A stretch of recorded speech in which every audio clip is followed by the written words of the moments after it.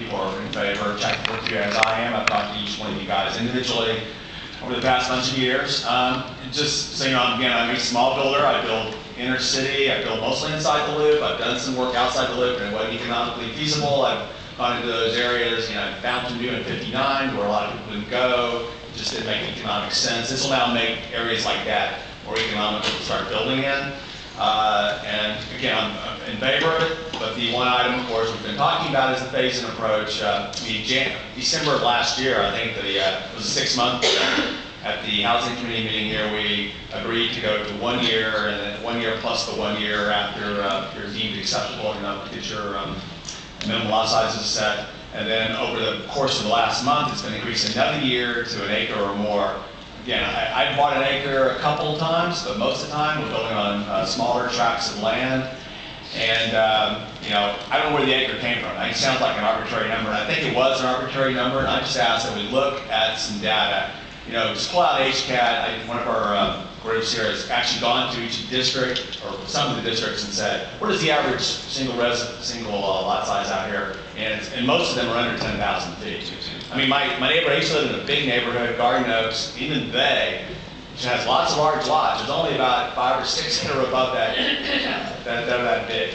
And I'm suggesting possibly a number that fits with the detention, the 15,000 foot number. I think you start looking at the neighborhoods in your district and start, pull HCAT out, it's really to look at, or have your neighbors know that 15,000 feet is a pretty darn big lot.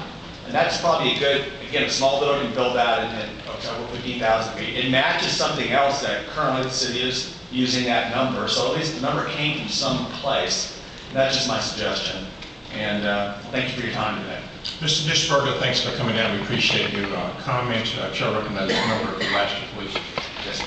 Mike, it's always good to see you. I just want to thank you again and your whole community for continuing to educate all of us for a number of years about what it takes to develop this city and to build homes for people that our constituents can pay to get into. During the course of this conversation, I just did a little analysis on my own and went on the Harris County Appraisal District's website to discover that my property in Sharpstown Section 1 is just at 8,200 square feet. Yeah. I have a 1,300 square foot house on top of that. I've got more than enough yard to know. But I think when we start looking at those kinds of numbers, it helps us educate ourselves about what our individual properties are in relationship to neighborhoods. So I would be interested to see what sort of numbers that you might be able to bring back. We'll get you something. I think JHB will do that for you. Okay. Thank you. Thank you. Chair recognizes Member Adams, please. Thank you, Mayor. I just wanted to make a correction to Ms. Lois Myers, just to publicly. I'm not the chair over the flooding committee. That would be either Councilmember Noriega or Councilmember Pennington. So I will share the information with them if you don't mind. Thank you. Thanks for coming in, sir.